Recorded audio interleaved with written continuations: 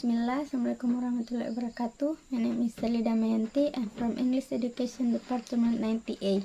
Okay, this time I will present material about discourse analysis. Discourse is a language context in a conversation or interaction of communication. Discourse is also one part of the pragmatic study. Studying discourse analysis is important because discourse analysis bridges the subject of language users and objects. Then by studying it, we can apply the discourse analysis correctly in accordance with the conditions in the community. The purpose of discourse analysis is to reveal the rules of the illusion that constructs discourse, producing discourse, suppression discourse, and running things in the discourse. The purpose of discourse analysis is to provide discourse as one of the language exponents in this function as a communication tool. The object of critical discourse analysis is a language as well as discourse analysis, but in the analysis of critical discourse, not only the language aspects are examined, but also include the context of the accompanying. Scope of discourse analysis, in addition to referring to objective form of language, exposure in the form of text, also related to the word of reference context and pragmatic aspect that exist in speakers and responders are related to the text of the text.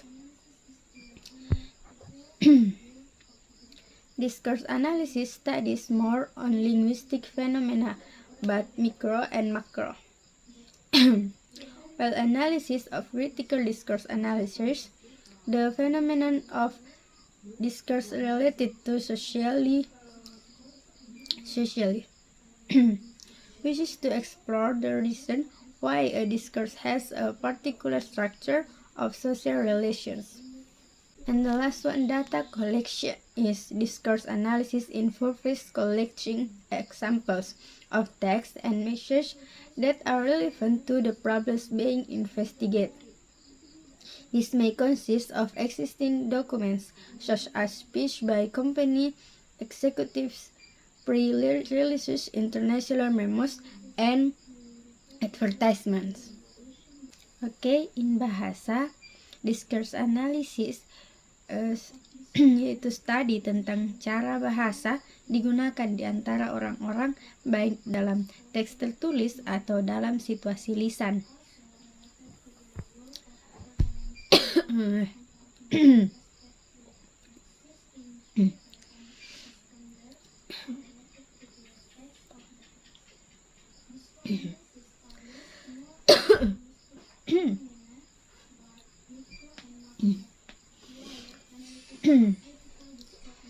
Discourse analysis sering disebut sebagai analisis wacana.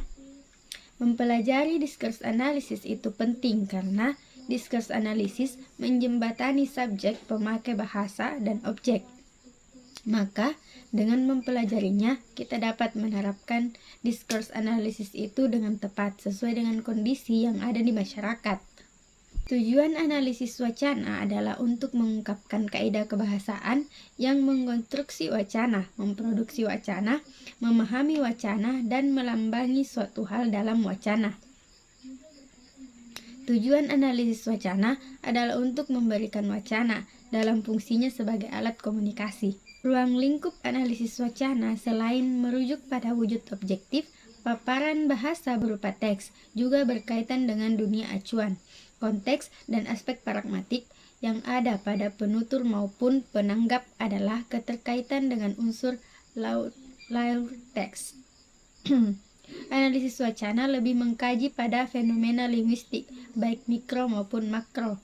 Sedangkan analisis wacana kritis menganalisis fenomena wacana yang berhubungan dengan sosial masyarakat, yakni menggali alasan mengapa sebuah wacana memiliki struktur tertentu yang berhubungan sosial.